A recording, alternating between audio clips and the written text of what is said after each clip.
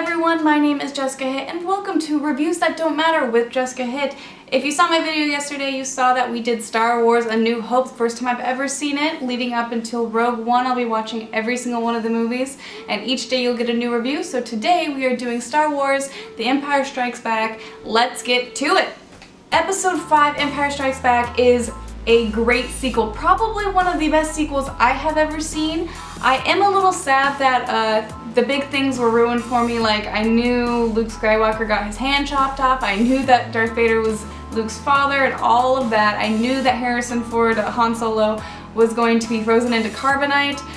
Like I said, I would have loved to experience that for the first time, but I got what I got. Still a great movie, knowing what happens and being completely spoiled about it. There were a couple things that I didn't know. I actually think out of any of those, that last act right there, those shocking moments, the thing that probably would have surprised me the most was when Luke Skywalker got his hand literally chopped off. Like, also there was no blood, which is a little weird.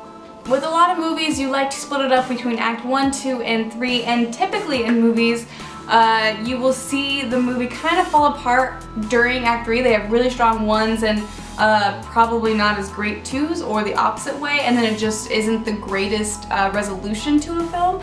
But in Empire Strikes Back, it is completely Act 1, 2, and 3 are magnificent. They're really, really great. I mean, you have Act 1 starting off with that really amazing battle on the frozen planet.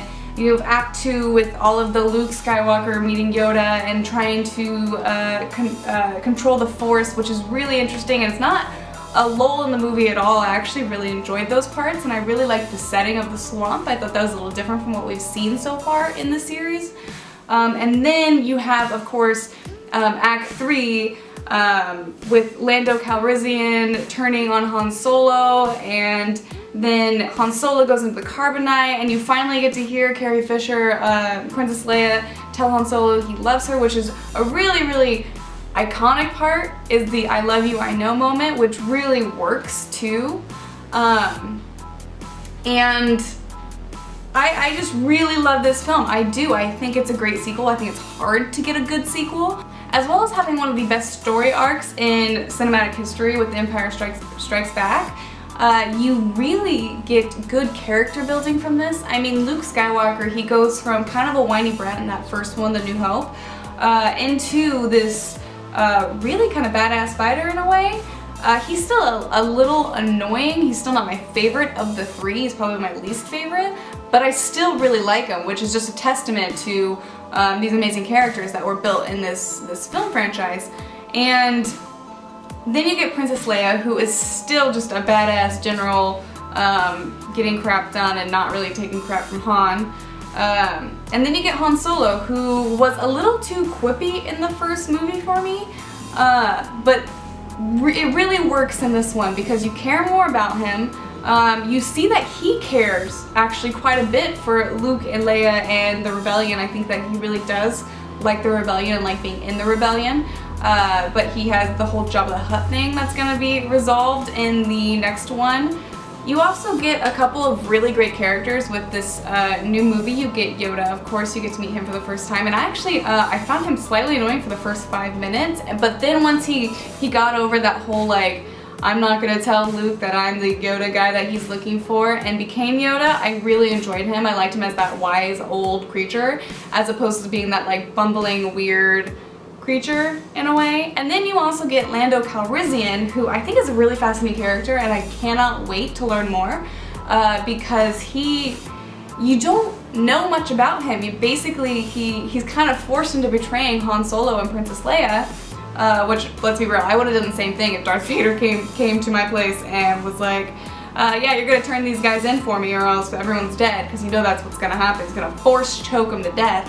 And then he sees what he does to Han Solo. He's like, this ain't happening. So he breaks them all out, tries to save Han Solo. They don't get to him fast enough. He's off to go see Jabba the Hutt with that weird bounty hunter guy, and ends the movie with Chewbacca and the Millennium Falcon leaving to go rescue him. So I think it's a really cool little small arc for him when he's not in the entire movie. He's only in probably a little less than half of it, I think. He's someone that I would be really interested in knowing a lot more about.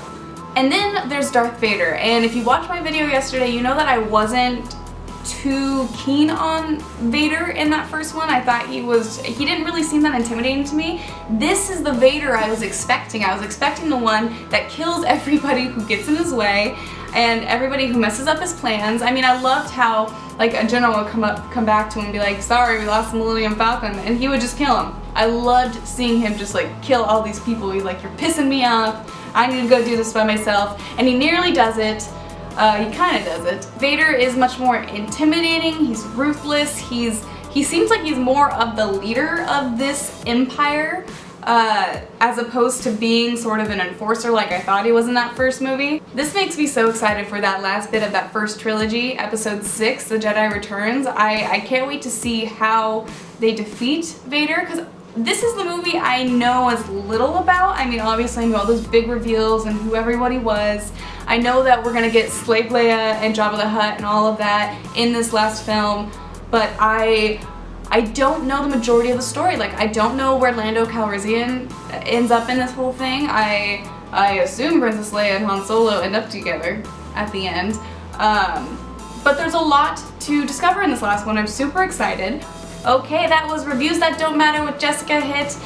This was Star Wars Episode 5, Empire Strikes Back. Tune in tomorrow to see The Jedi Returns, and then every day this week I will be doing the prequels, the new Force Awakens, and I will end with Rogue One because I cannot wait to see that. I've heard great reviews. I've seen a couple non-spoiler reviews on YouTube from some of my favorite people saying how much they loved it, and they're huge Star Wars fans, so I am so stoked, and I'm so excited to be kind of in the Star Wars nerd universe, and I can't believe it took me this long. Thank you for watching. Like I said, like if you like the video, comment if you have anything to add. Also, let me know if you want anything else you want me to review. I haven't seen a lot of things, so just let me know.